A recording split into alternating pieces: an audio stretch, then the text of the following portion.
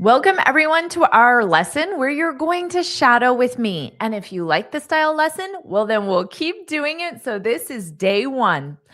Now let's review phrases you can use when you're making plans with family. And you can use these with plans with friends, colleagues as well. You can ask, are you free this Sunday for a barbecue? So notice here, BBQ, this is barbecue. For spelling, native speakers in North America almost always spell it as BBQ. Now, you can say BBQ, we're having a BBQ, but it is more common to say barbecue, but spell it as BBQ. Okay, so I'll say it slowly and then you can shadow my pronunciation, and then I'll say it at a natural pace and you can shadow my pronunciation. So I'll say it slowly. Are you free this Sunday for a barbecue? Did you notice how those sounds link together? For so ra. When you say that R, pronounce the A. For a barbecue. And notice that middle B is unstressed. Barbecue. And then you just say the letter Q, Q-R-S, Q. I'll say it one more time slow and then fast. Are you free this Sunday for a barbecue? Now, you can answer as well. Are you free this Sunday? Now I'll say it the way a native would and shadow after me. Are you free this Sunday for a barbecue?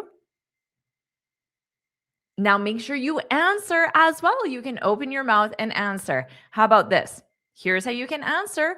Are you free? You can answer, will be there. This is an enthusiastic way of saying, yes, we are free. Okay, we'll be there. We'll be there. Will be there. Will. So notice how unstressed this is. Will be there. Will be there. Will be there.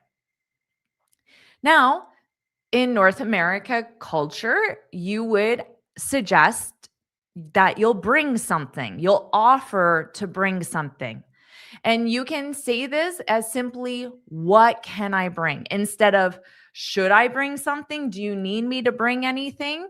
Just ask them what. This is one of the most natural ways to offer this. What can I bring? What can I? What can I bring? What can I bring? What can I bring? What can I bring? What can I bring? And then the person can let you know if they need anything. How about this? Maybe you're not 100%.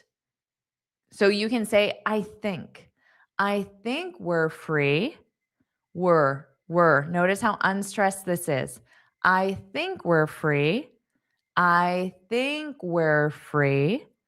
I think we're free. So this is saying we're free, but I think. So it sounds like 70%, 80%. Now you can say, I'll confirm later today. I'll confirm. I'll confirm later today. Now you're confirming if you're free. So later today, you'll send a message or you'll call and say, yes, we'll be there. Or, oh, sorry, we can't. I'll say it fast. I think we're free. I'll confirm later today. That was actually slower than a native pace. I'll say it at a native pace. I think we're free. I'll confirm later today. I think we're free. I'll confirm later today. And are you enjoying this lesson? Remember, I said if you enjoy this style of lesson, you can consider this day 1 and we can keep doing this style of lesson. So if you want more, put yes in the comments. Like this lesson. That's the best way I know you're enjoying it. And of course, subscribe so you're notified every time I post a new lesson. And I have this free speaking guide where I share 6 tips on how to speak English fluently and confidently. So you can get this from my website. Just go to jforrestenglish.com, or you'll see the link in the description. It's absolutely free to download it.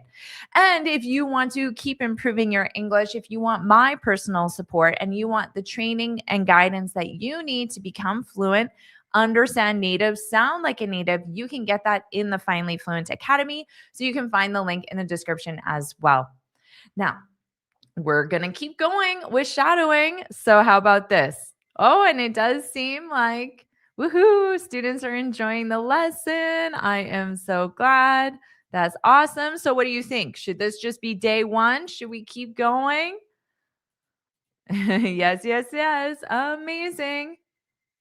Now, maybe you're at the barbecue, you're having a great time, and then you say, next time is our turn to host. Next time it's our turn to host. So to host means you are the one who will have the barbecue. You will buy the food. You will cook the food. You will send the invitation. People will come to your house. Okay. So that's to host. You can use this with family, with friends, with anything. Next time. So maybe you have a barbecue every month or every 2 weeks, whatever it is. Next time, it's our turn. So turn means me, then you, then another person, and then it goes back. So if you're playing a game, you would use that. Oh, it's your turn. Oh, I thought it was your turn. No, it's your turn. Oh, it's my turn. Oh, okay. Next time, it's our turn to host. So our, that's the more full pronunciation of it. Listen to how it sounds at a natural pace. Next time is our turn to host. Next time is our turn to host. So native speakers in a natural pace, we don't stress this the way it sounds in a dictionary audio clip. Our. We just pronounce it as R, R, R, R. So same as the verb to be. Next time is our turn. It's our turn. It's our turn. It's our turn. Next time is our turn to host. And then to will become unstressed. To. Okay, I'll say it slowly. You can shadow, and then I'll say it at a natural pace. Next time, next time. So notice I have this and then I go right to the T. Next time, it's our turn to host. Next time, it's our turn to host.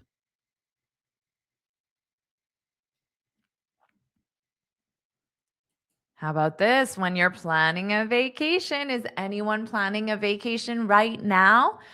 Can you think of any phrases that you would use? Yeah, and this is great advice. Be a good host. So notice, I like this because here, grammatically, to host, this is a verb, but a host is a noun. So it's the person who hosts the event. And in this case, the event is the barbecue. So a host. Very nice. So when planning a vacation, you can say, I'm leaning toward. I'm leaning toward. What does that mean? Well, right now, I'm leaning. So maybe if this were a wall, I could lean against the wall. So if you're leaning towards something, it means you haven't decided, but you think you're going to go with one option because you think there are more benefits or positives with that one option. But you could equally choose the other option because you're still in the planning or deciding stage. Okay? So it's like saying, I think, will probably, will likely, things like that.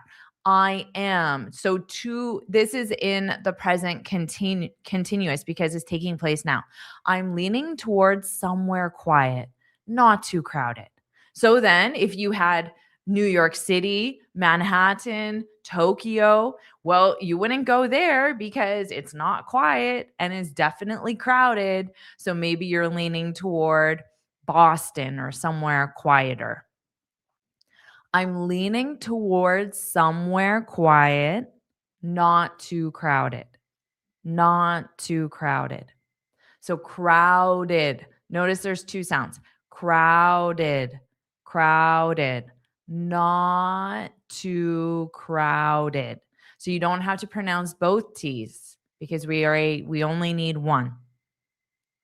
So I'll say it at a fast pace, at a native pace. I'm leaning towards somewhere quiet, not too crowded. I'm leaning toward. So if someone asks you what option you're choosing, you can use that phrase.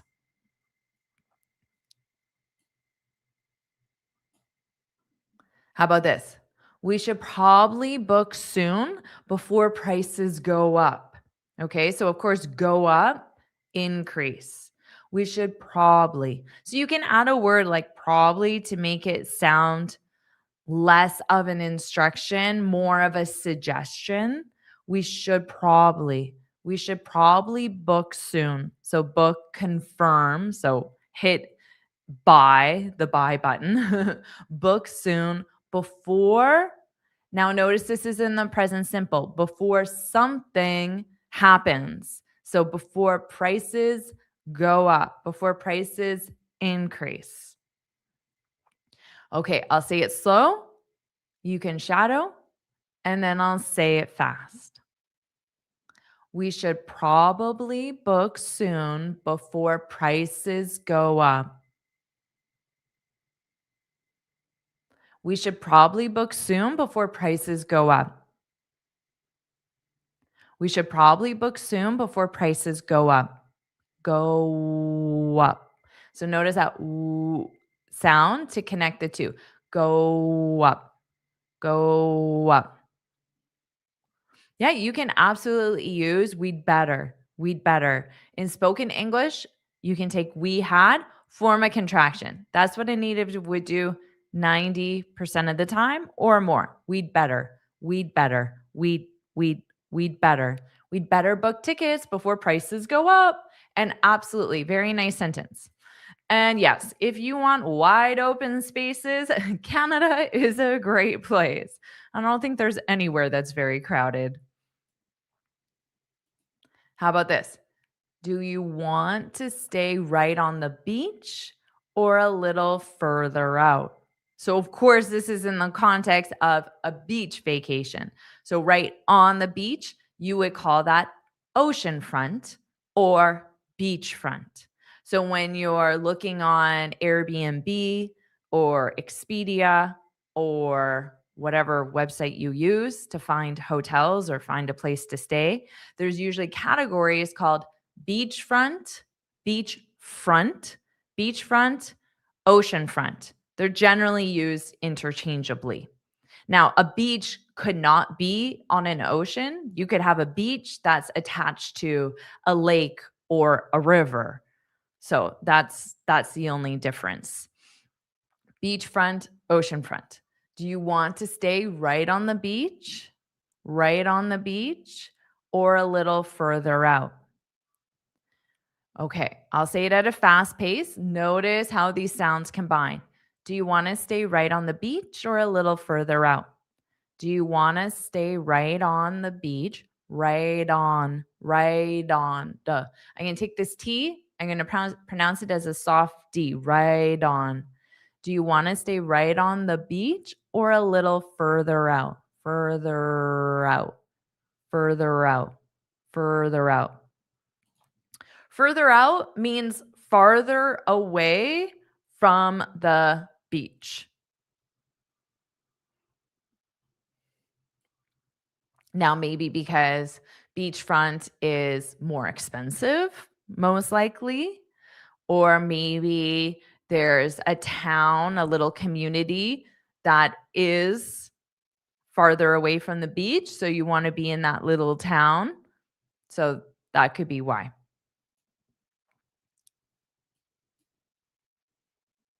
Let's leave at least one day open to just relax. Ooh, do you do this when you're on vacation, when you're planning a trip? Let's leave at least one day open to just relax. Okay, what does this mean? Leave one day open. Well, if you have an itinerary is your schedule of activities. So if you're planning a beach vacation, well, maybe it would be a boat trip, a fishing trip, relax on the beach, something like that. Go horseback riding on the beach, go zip lining, whatever activities that you do, go kayaking, something like that. So instead of having activities planned, you just have a day where there's nothing to do. You can sleep in, you can have a leisurely breakfast, you can just relax and read a book. So what's it? That's what leave one day open. And now at least. So they're saying we could consider leaving 2 days open or a day and a half. So, depending on the length of your vacation, let's. So, you're suggesting this. Let's. Let's leave at least one day open to just relax. So, to relax and then just meaning only. It's the only thing that we'll do, nothing else. Now, notice the pronunciation of at least, at least. So I'm not going to pronounce that T there. At least one day open to just relax. I will say it at a natural pace, the way I would to a native speaker. Let's leave at least one day open to just relax. One more time. Let's leave at least one day open to just relax. All right. Yes. Have one day to relax. Very good. One day without, okay. Chilly means cold. So I was a little confused when I read that. So, ooh, it's chilly. Ooh, it's chilly in here. I need a sweater. It's chilly. You mean a chill, a chill. So chill means is a casual way of saying relax. It was a chill day. We just sat in the park. It was a chill day. We just watched Netflix. So one day without activities, only a chill day. A chill day. Very nice. Yeah. Chill out. So you can use chill out as well. Often we use chill and chill out to tell someone to calm down. So if you're on the way to the airport for this vacation and traffic is really heavy and you're getting really anxious, oh my God, we're going to miss our flight. And then we spent all this money and we're not going to have our vacation. It's going to be terrible. Our vacation is ruined.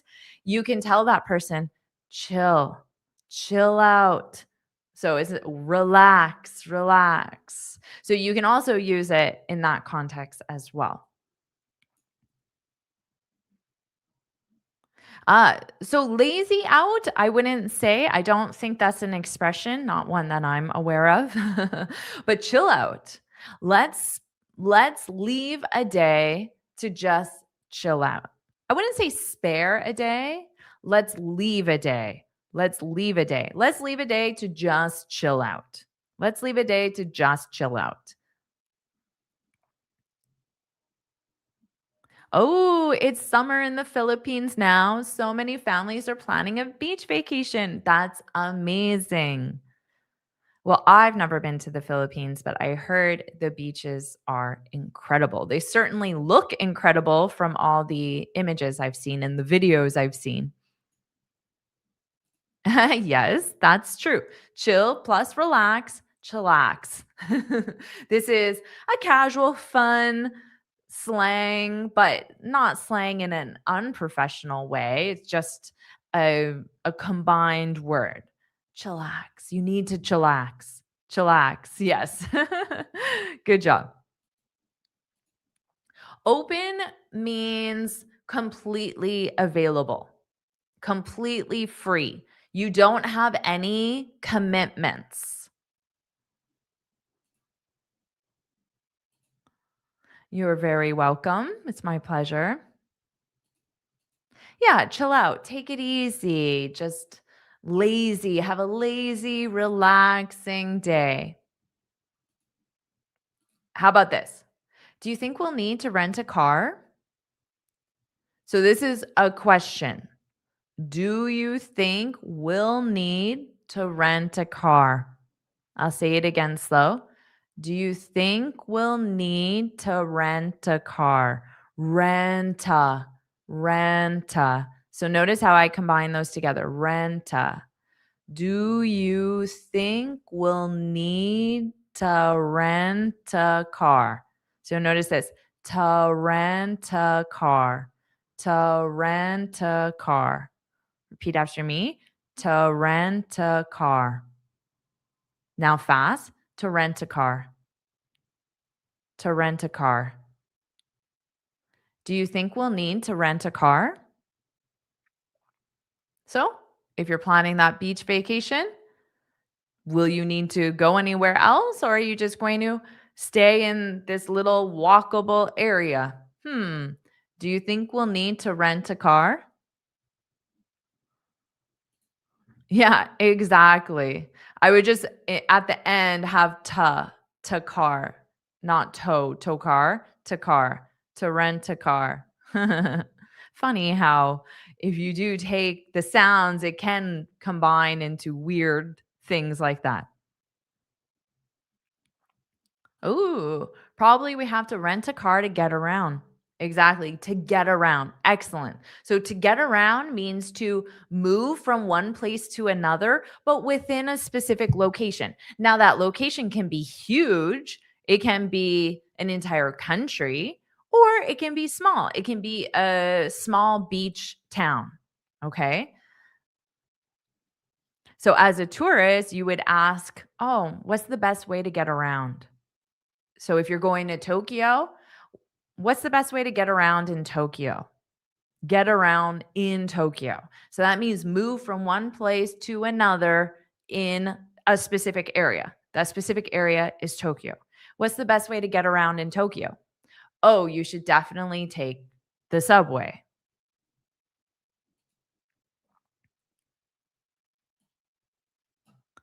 Now, is this something that you've considered? Or maybe even something you've done? Hmm, moving abroad. I've been applying for jobs abroad. So maybe before you move, well, maybe you need to have a job. So I've been applying for jobs abroad.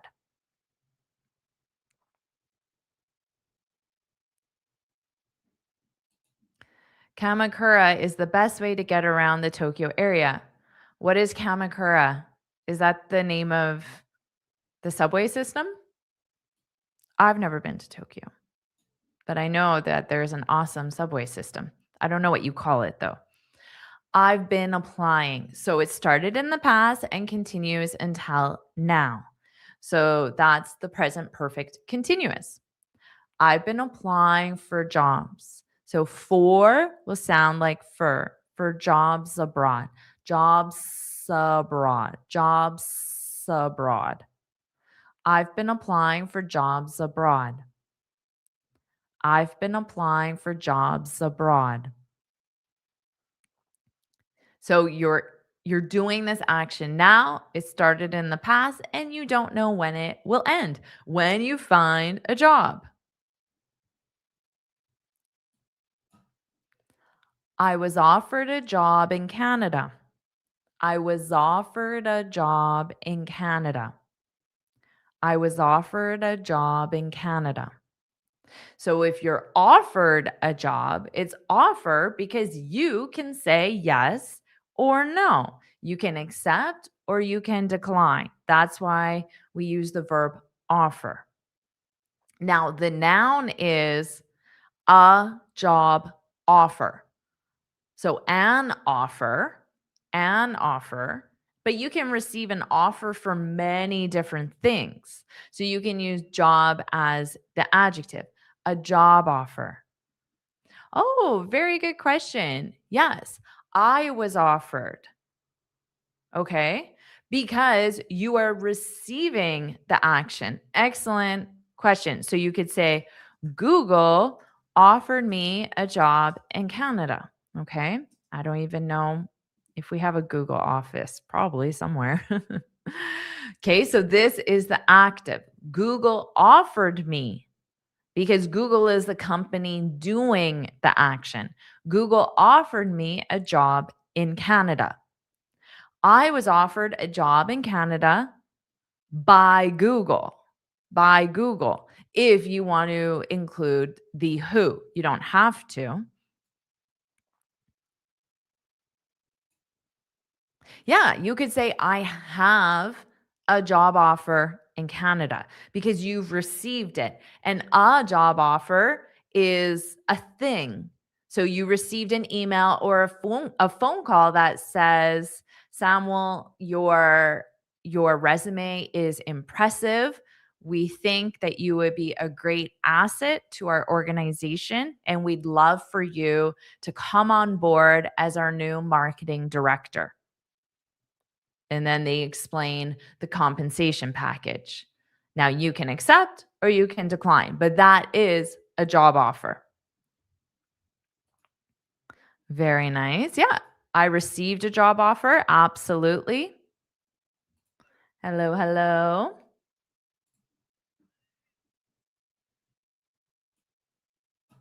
How about this? The visa process seems really complicated. Ooh, I imagine this would be true in many situations.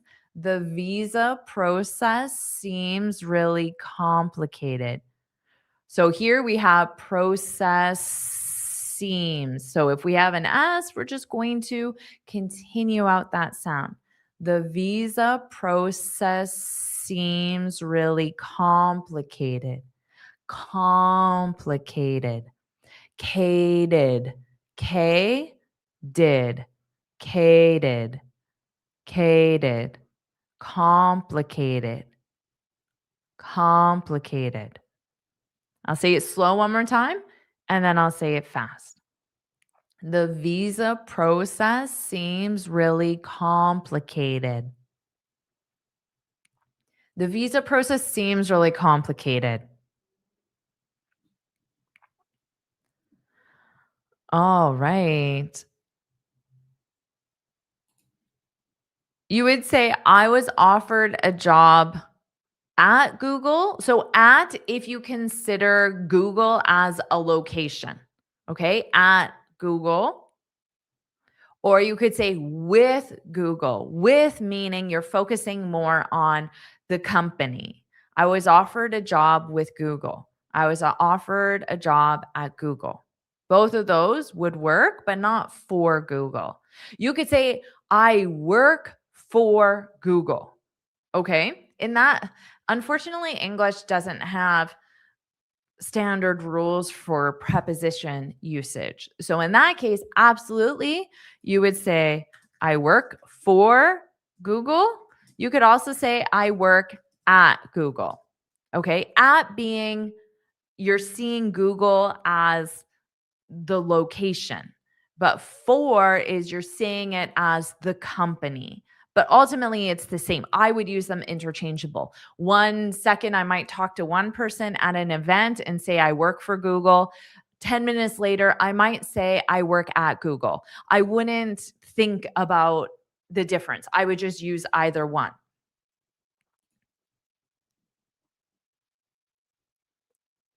Okay, so those are your options with work for. My boss offered me a job in Spain. Absolutely. Excellent sentence. So, my boss, active, doing the action. My boss offered me a job, and then in the location, in Spain.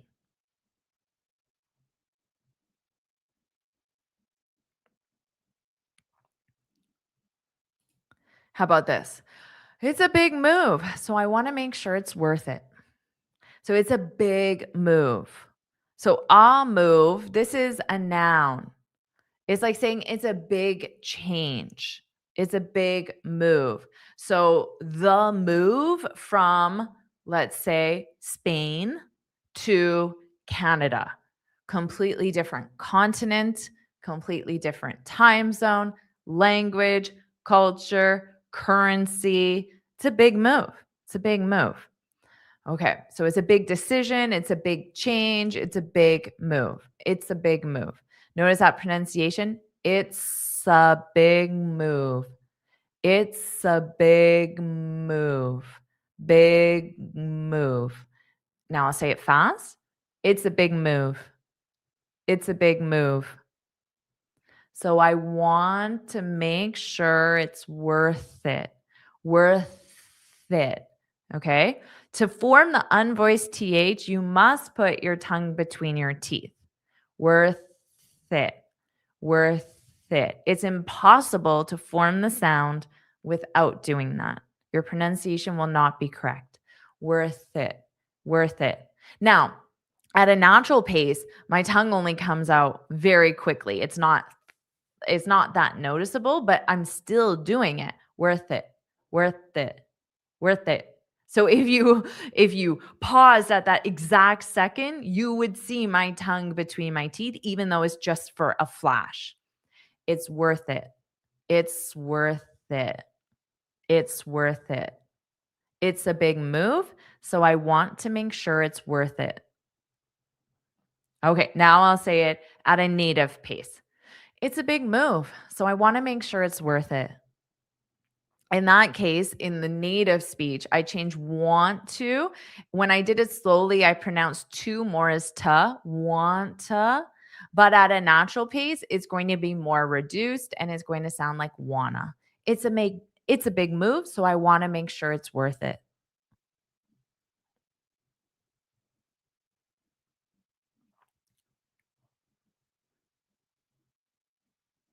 And worth it. So to be, you need your verb to be. To be worth it, it means that you receive more benefit than negative, more positive than negative.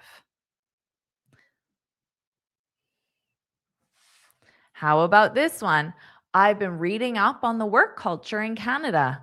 Ooh. I've been reading up on the work culture in Canada. What does this mean? Of course, you probably know the verb read, but it's not I've been reading a book. It's I've been reading up on something. So if you read up on something, it means that you read for the specific purpose of learning about a topic. So when you read a novel, you're just doing it for pleasure. But if you read up on something, it means more like you're researching. So I guess the replacement word would simply be researching. I've been researching the work culture in Canada. Research, though, the verb research, it sounds more technical. Like it sounds like something you would do as part of your job or as a student. So read up on, it has the same meaning, but it doesn't sound as technical. It just sounds more for a casual purpose. So when you're planning a trip to Tokyo, you might read up on the best way to get around. So you do research on it. But when you use this expression read up on, to me it does sound like you're actually reading. So if you're a lot of the research that we do now is by watching videos. So in that sense, you wouldn't use this expression because it really would be reading. I've been reading up on the work culture in Canada. I've been reading up on, up on the, up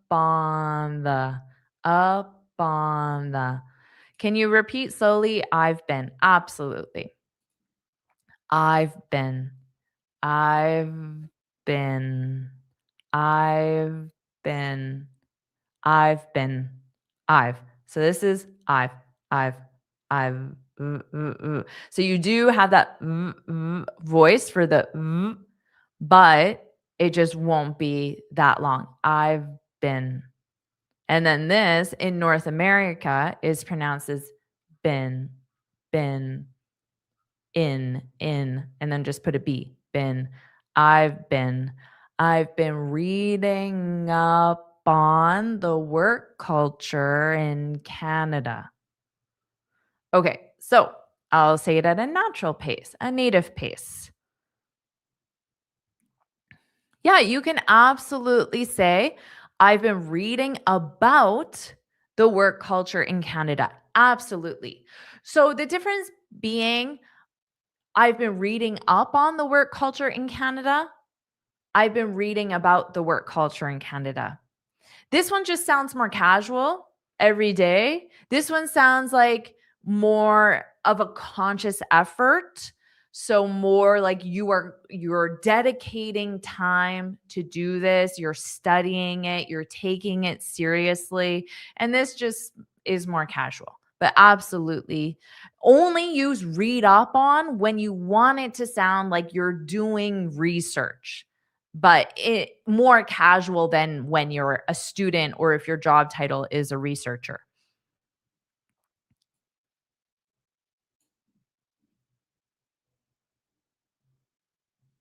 Okay, I'll say it one more time. I've been reading up on the work culture in Canada. One more time, fast at a natural pace. I've been reading up on the work culture in Canada. All right, so before you move somewhere, before you go on vacation, before you go for a job interview, you can definitely read up on that particular topic.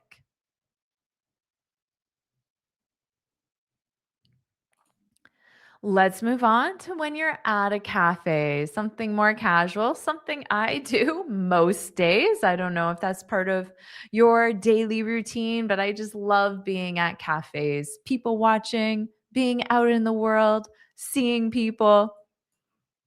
Why don't we meet at the cafe around the corner? Why don't we meet at the cafe around the corner? Okay, why don't we? Why don't we? Why don't we? So notice in the native pronunciation, sounds just get dropped a little bit more. So that don't, why don't we? Why don't we? So I just don't push out that T. Why don't we? Why don't we? Why don't we? Okay, repeat after me. Why don't we? Why don't we? Why don't we meet? Why don't we meet? Now, why don't we do something? This is a way of suggesting, okay? Why don't we watch a movie tonight? So it's not saying don't do the action. Why don't we do something is like saying this seems like a good idea and I can't think of a reason not to. So let's do it. That's what it means. Why don't we? Why don't we? So when you're suggesting a weekend plan, you might say, why don't we have the family over for a barbecue? Why don't we go to the park? Why don't we read up on the work culture in Canada? Why don't we learn English with Jennifer? Yes, exactly. So you're right. What do you think about? What do you think about meeting at the cafe? Because you're asking for someone's opinion. Because why don't we? I'm not saying this as a requirement. I'm saying this more of a suggestion and I want your feedback. So I want you to say, yes, that's a good idea, or no, I don't want to do that. Why don't we meet at the cafe around the corner? So around the corner, it sounds like, let's say your house is here, and then there's a street and another street. Okay. So your house is here, and then there might be buildings and streets in front of your house. Now, when I say house, it could be your office building, your condo, whatever. And then there's a cafe that's over here, maybe separated by other buildings or streets. Why don't we meet at the cafe around the corner? Around the corner. Around the corner. Yeah. So, how about is more, to me, it sounds like more of a stronger suggestion. So, I want to meet at the cafe around the corner, and I'm just getting your agreement. But I'm suggesting this as I want to. How about we meet at the cafe around the corner? Why don't we? Sounds slightly softer, but it's still, I want to do this and I just want to know what you think. But yeah, very similar phrases. This one, how about we, I would say is more commonly used.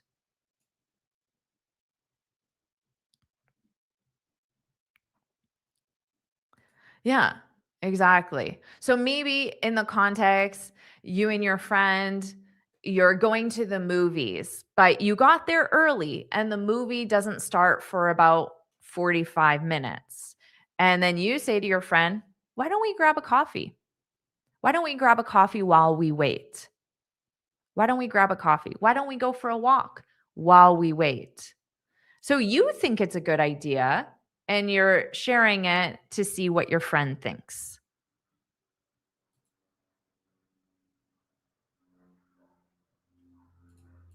Why don't we go out at the end of this week? And when you say it, you can say it more with like a questioning tone. Why don't we? Why don't we go out at the end of the week?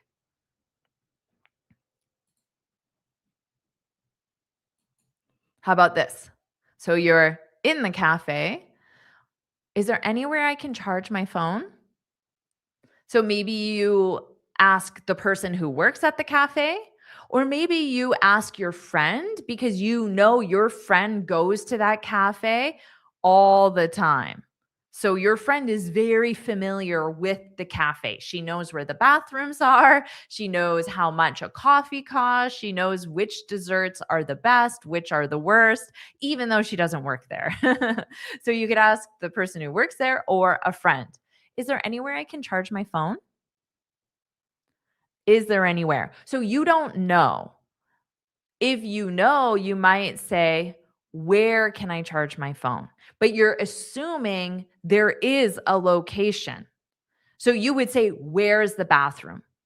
Because you know there is a bathroom at a restaurant. It's required by law. So there is one, but it's not required by law to have somewhere to charge your phone. Is there anywhere I can charge my phone? Is there? Is there? Is there? Is there anywhere? Is there anywhere? Is there anywhere I can charge? I can charge. I can charge my phone. Exactly. She's a regular client. Yeah. And you can even say she's a regular. Just say a regular.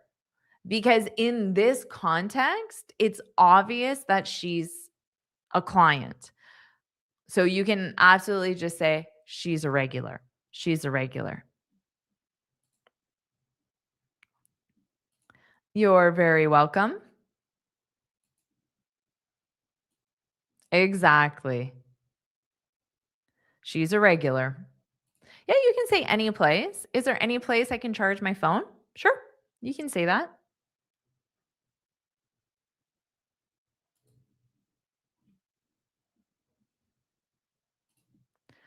Could I get some more hot water, please? So this is just a standard request. You can use could to sound a little more polite instead of can I, could I, could I.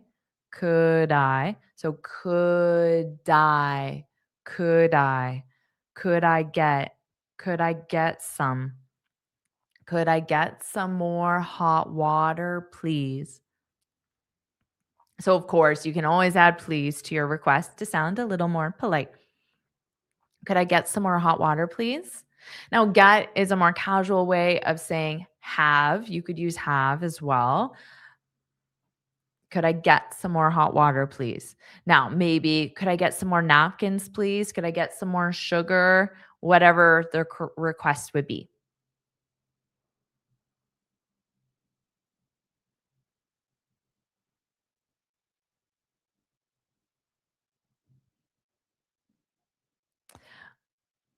Are you asking in this specific question? So you can absolutely use can. Can I get some more hot water, please? Could is the more polite form of can. May is also a polite form, but I'll be honest, generally adults don't use may.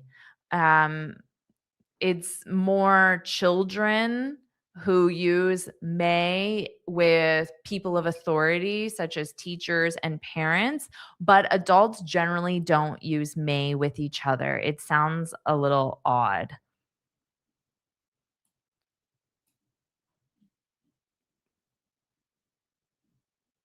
Exactly. Could is more polite than can. But don't get me wrong, can does not sound impolite. Okay, it just sounds a little more formal. I use can as my go to, and I'm not being rude or impolite. It's just that's the standard that natives use. Yeah, exactly. No, Natalia's. So students in class, we're taught when I was a kid growing up, we're taught to use may. May I go to the bathroom? May I do this? May I do that? But adults don't really use that because I honestly don't know why. It's just not part of our culture, but children do with authority figures.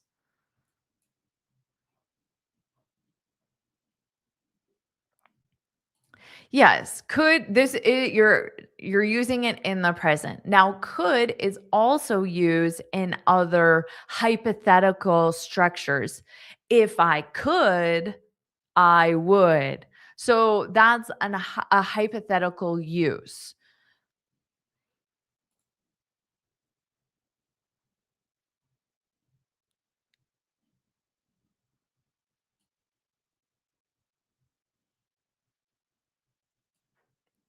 The Wi-Fi is a bit spotty today.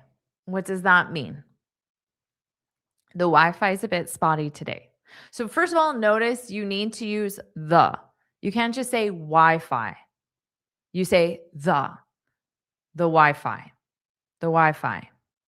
The Wi-Fi is, that's that apostrophe as, the Wi-Fi's, the Wi-Fi's, the Wi-Fi's, the Wi-Fi's a bit, the Wi-Fi's a bit, the Wi-Fi's a bit, the Wi-Fi's a bit, it's a bit spotty, it's a bit spotty today. Exactly. Oh, the Wi-Fi isn't working well. With customers, use could or can. Don't use may because you will sound like a child talking to a teacher or parent, and you don't want to sound like a child. Okay, so use could or can. Can is absolutely what natives use. Yeah, it could be that it's a slow connection, it's a weak connection. Maybe the pages aren't loading correctly, or they're taking too long to load, or it works for a period of time and then all of a sudden it doesn't work for a period of time and you have to keep turning it on and off and reconnecting. So, whatever the reason is, it's just not working well. Yeah, glitches. Exactly. I've never heard the term crowded being used to talk about Wi-Fi, to be honest. Spotty means not working correctly. So, not working correctly, not working well, whatever the context is. So, if you describe your toaster as being spotty, the toaster's a little spotty. It might mean sometimes it burns the toast even though the setting is on low. So it's in the context of whatever it means to work well. With internet, to work well means that it's fast and it's consistent.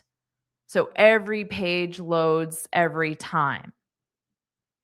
Yeah, unstable, unstable, unstable. Exactly. Yeah, absolutely. You can use acting up, laggy, laggy. Very nice. It's a bit spotty today. Very nice. Yeah, sluggish is another word for slow.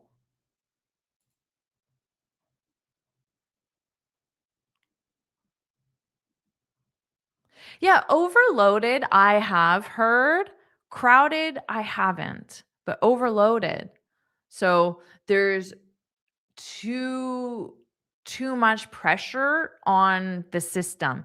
Like if you have an electrical outlet and you have too many things plugged in, you might overload the outlet.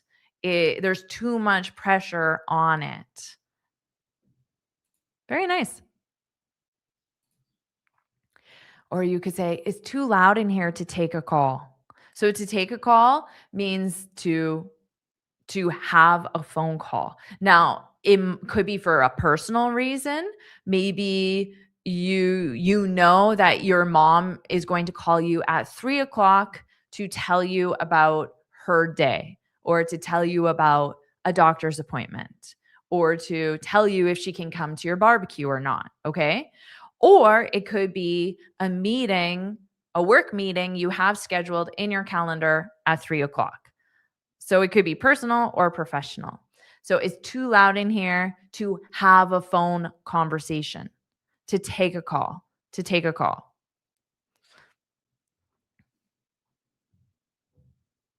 So I'll say this slowly and you can shadow, and then I'll say it fast. It's too loud in here. Loud in here to take a call. A call. It's too loud in here to take a call. It's too loud in here to take a call. All right, everyone, that is our class today. You can get this free speaking guide where I share 6 tips on how to speak English fluently and confidently. And also remember, if you want to keep learning with me, if you want to get my personal feedback on your English, your writing, your speaking, you can do that in the Finally Fluent Academy. You can get the training, guidance, and support that you need to understand real English, native speakers, and sound fluent in only 90 days. So you can find the link in the description as well.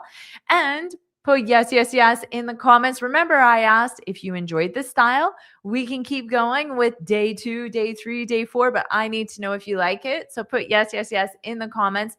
Like this lesson as well, and subscribe so you're notified every time I go live, every time I post a new lesson. I'm so glad you enjoyed it. You're very welcome. I'm glad it was amazing for you. Woohoo, everyone. You're very welcome. Awesome. Thank you so much. I appreciate that. Doable is the most useful word I've ever learned. That is awesome. I'm so glad. Yes, native speakers use doable all the time. I'm so glad. Woohoo! Bye. Bye, everyone. Thanks so much for being here, and I'll see all of you in my next lesson. Bye.